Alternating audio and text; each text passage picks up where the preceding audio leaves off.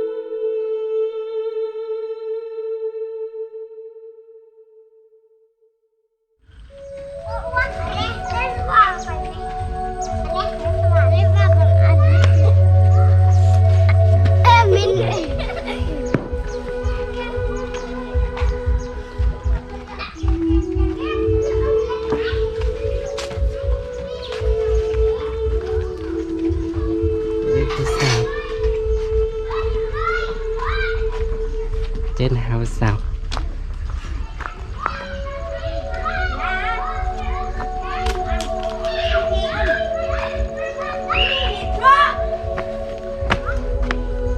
อันนี้น่าถ่ายอ่ะเธอน้องกุ้งเห็นปะไม่กุ้งแหละเอายอดซอกก็หมดวะ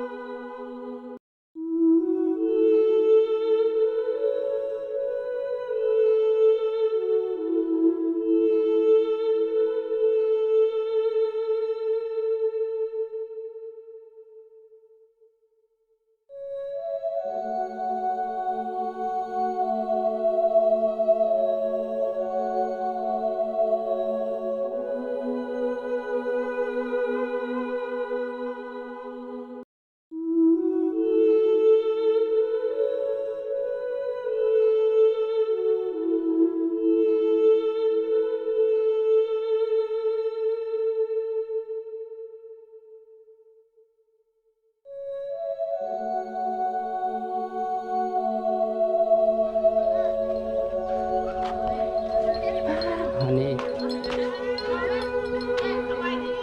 สบายดี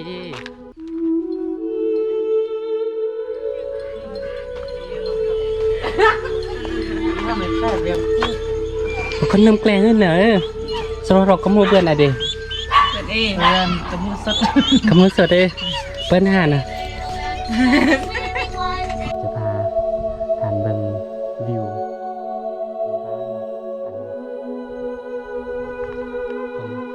ชนบทแห่งหนึ่งเนาะไปเบิ่งกันเลย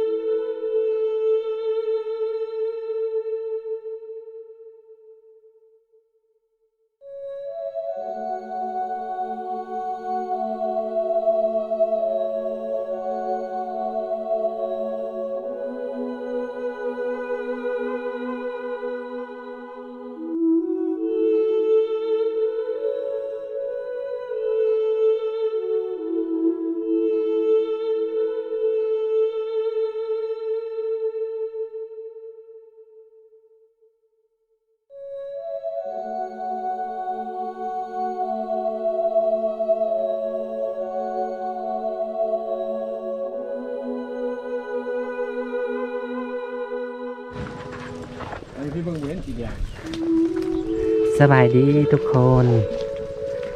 อันนี้เป็นบรรยากาศอยู่ผู้อยู่ผาเด้อพี่น้องมาเบิ่งอยู่แคมป์อันน้ำอูบรรยากาศมันก็คักพี่น้อง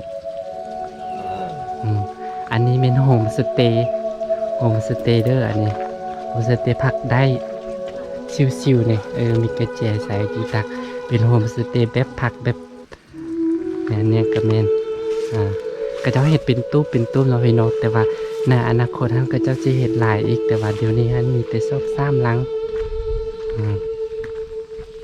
บักกะคัก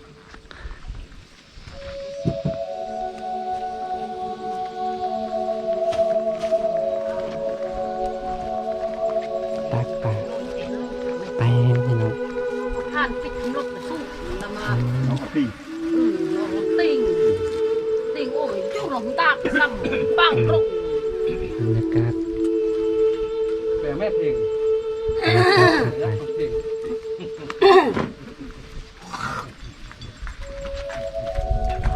เปิ้นไปแต่สารยาน บ่แม่นโทรศัพท์สัญญากันนะเขาจะจ่ายมัน ทีมอันนี้เป็นทีมงานห้ามปากพี่น้องอันเป็นตู้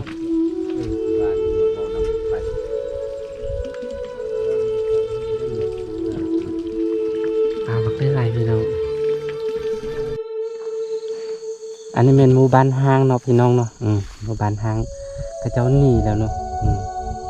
อยู่ฮันก็มีอีกหลักนึงเนาะเราจะไปเบิ่งนำกันเลยเนาะพี่น้องเนาะ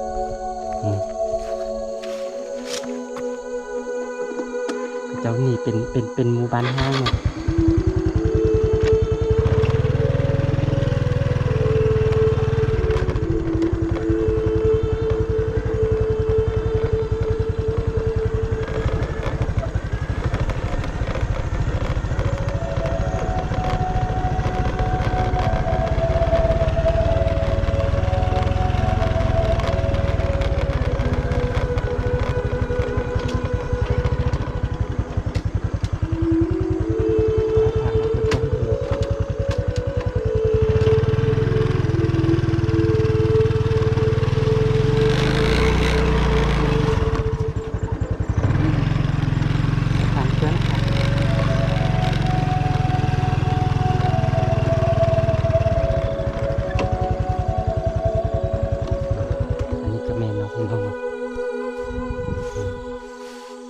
เป็นหมู่บ้านห่างแต่ว่าพระเจ้าหนีแล้วเนาะมีสอง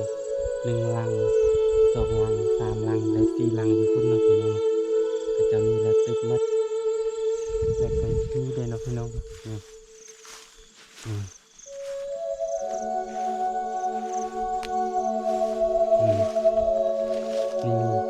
2 ลังเนาะพี่น้องแต่ว่าพระเจ้าบ่อยู่แล้วพระเจ้าหนีมันเป็นบ้านห่างหลายปีแล้วเนาะพี่น้องเนาะ